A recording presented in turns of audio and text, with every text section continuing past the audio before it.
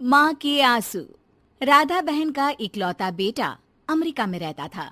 एक दिन राधा बहन का किराएदार कहता है, अरे माँ जी अकेली बैठी रहती हैं, बेटे के पास क्यों नहीं चली जाती? अरे कैसे चली जाऊं, नई नई शादी हुई है। अभी तो थोड़ा बहू के साथ समय बिताएगा, तभी तो दोनों के बीच समझ बढ़ेगी ना।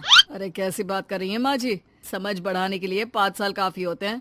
5 साल की शादी को कोई नई शादी नहीं कहता। हाँ वो तो है। आया था पिछले साल उसका फोन, पूछ रहा था कैसी हो, पर अब तो काफी साल हो गए, कोई फोन भी नहीं आता। तभी फोन की बेल बजती है। लो 100 साल की उम्र है, आ गया मेरे मयंक का फोन। अच्छा, कैसे पता कि ये फोन उसी का है? अरे कैसे पता नहीं चलेगा, माँ हूँ मैं। अरे रहने दो माँ जी, 1 साल से जिसका फोन नहीं आएगा वो अब क्या करेगा? होता भी वही है, फोन पर मयंक है। कैसी हो माँ? अरे बेटा, तेरी आवाज सुन ली, अब तो मौत भी क्यों ना आ जाए, बहुत याद आती है बेटा। माँ मैं वो ऑफिस में था।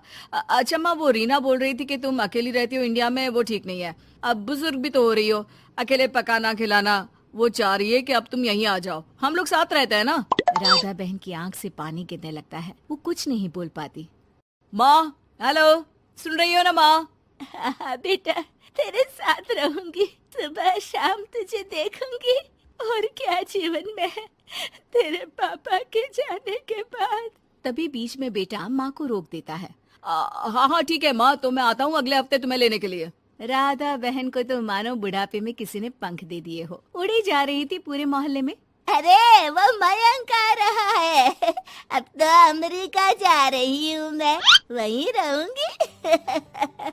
अच्छा है मौसी, आपका जीवन देखकर तो मुझे भी रोना आ जाता था। कोई बात नहीं मौसी, देर से ही सही, सब अच्छा होने वाला है अब। राधा बहन दौड़ दौड़ कर सामान ला रही थी। अरे इतना सामान तो 2 साल में भी कभी नहीं खरीदा जो 2 दिन में लिए जा रही हो मौसी। अरे बेटा आ रहा है ना अमेरिका से। अच्छा अच्छा, तो पकवान बनाने की तैयारी चल रही है? हाँ बिल्कुल, उसको बेसन के लड्डू बहुत पसंद है। रात भर भूनना तलना ये सब प्रोग्राम चलता रहता है राधा बहन के घर में। और फिर वो दिन भी आ जाता है जब बेटा घर आता है। कौन?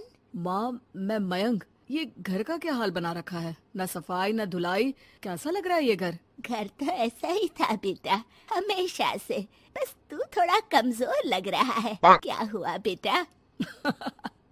ये कमजोर नहीं, फिट होता है माँ। वैसे और बता, क्या हाल है तेरे? बेटे के मुंह से हाल पूछने का अंदाज भले ही फॉर्मेलिटी वाला हो, लेकिन राधा बहन की आंख फिर भर आती है। अरे यार, ये तुम्हारी हर बात पर रोने की आदत न जाने कब जाकर खत्म होगी। सही कहती है रीना तुम्हारे लिए। रीना बहू क्या कहती है मेरे लिए? यही के बस यही एक आदत है तुम्हारी माँ की, इमोशनल ब्लैकमेल। अरे यार, अब इसमें रोने की क्या बात है? ना ना कुछ नहीं, बहुत दिन बाद तो घर आया ना तो क्या रोएगी? हाँ क्यों? अच्छा ये ले, तेरे लिए रात भर बैठकर ये बेसन के लड्डू बनाए हैं, और ये अचार तुझे बहुत पसंद है ना? पसंद है नहीं माँ, पसंद थे। अब तो फिटनेस के लिए ये सारी फालतू चीजें मैं खाता भी नहीं हूँ। ये फालतू चीजें खाकर ही तो तू बड़ा हुआ है बेटा। अब रहने दे माँ, क्या क्या खिलाकर बड़ा किया है, मुंह मत खुलवा। कौन देशी घी में शक्कर डालकर पराठे के साथ खाता है? वो तो तुझे पसंद थे ना बेटा, तभी तो बनाती थी, नहीं बनाती थी तो रोता था तू। अरे तो रोने देती ना माँ, अब सारी समस्या उसी खाने से है शरीर में। वो तो भला हो रीना का, जो हेल्दी डाइट देकर सब मेंटेन कर रही है। राधा बहन बेटे की आने की खुशी में इतनी दीवानी थी कि उसे बेटे के बात का अंदाज और लहजा समझ में नहीं आ रहा था। अच्छा अच्छा रुक, पालक वाली दाल बना देती हूँ। रहने दे माँ, मैं होटल से ऑर्डर कर देता हूँ। इतने साल बाद होटल का खाना, माँ के खाने की याद नहीं आती थी।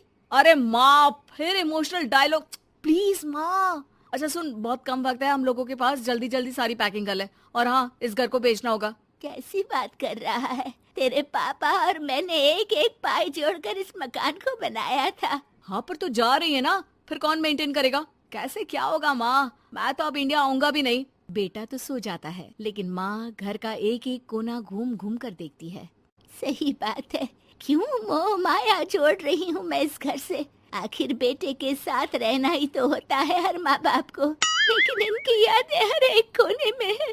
खैर, औने पौने दामों में घर को बेच बेटा और माँ एयरपोर्ट के लिए रवाना हो जाते हैं। माँ यहीं बैठ, मैं अभी आया।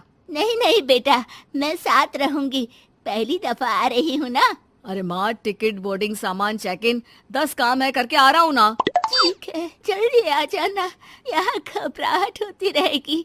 बेटा माँ को समझाकर चला जाता है। माँ बैठी रह जाती है लेकिन बेटा आता ही नहीं। एयरपोर्ट के लोग बताते हैं कि इस नाम का लड़का तो कब का अमेरिका की फ्लाइट लेकर उड़ चुका है। माँ किसी तरह अपने बीके हुए मकान में ही आ जाती है। मुझे कुछ दिन रहने दो, पता नहीं क्या हुआ, हो सकता है कोई मजबूरी हो बेटे की। नया मकान मालिक कहता है। अरे माँ जी, कमरा तो मैं आपको दे दूँ, पर भाड़े का क्या? पति की पेंशन भी है भैया। ठीक है, आप आराम से रहिए, लेकिन एक बात बताइए, आप किसी रिश्तेदार के घर क्यों नहीं चली जाती? अरे कैसी बात कर रहे हैं आप, मेरा बेटा कभी भी आ सकता है। अगर मैं उसे यहाँ नहीं मिली तो